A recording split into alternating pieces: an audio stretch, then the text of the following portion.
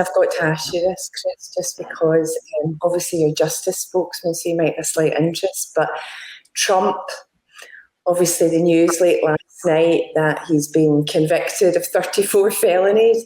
Do you think this is the end of populist politics, or, God forbid, do you think it's just going to get worse?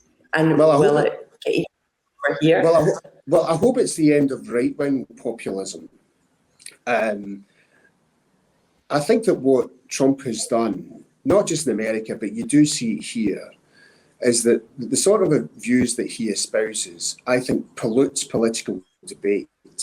You see it in social media, for example. I mean, since Musk took over Twitter is a bin fire. I've found myself blocking so many folk that I'd never ever done. I very rarely had to block people. I'm now having to do it on a regular basis because all these bots are getting created. There are people who are spreading so many views. Because remember, the first thing that Musk did was he paid off all the people who checked things on Twitter to make sure that there was no abuse, there was no threats, there was none of that. That was the first thing Elon Musk did. So I think that what Trump has done is pollute political discourse. And I think that's a great pity. I obviously want to see Biden win in America, and I hope he does win. But I do think that we need to spend a bit more time taking on some of this right-wing populism and pointing at people and blaming them for things that government do. I mean, despite the fact he led that insurrection, despite the fact that he's a racist, despite the fact he's the most divisive politician of our generation, he's still ahead in the polls.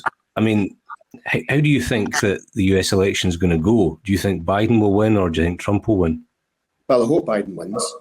I think that if Trump wins, I think that we have major problems in the world.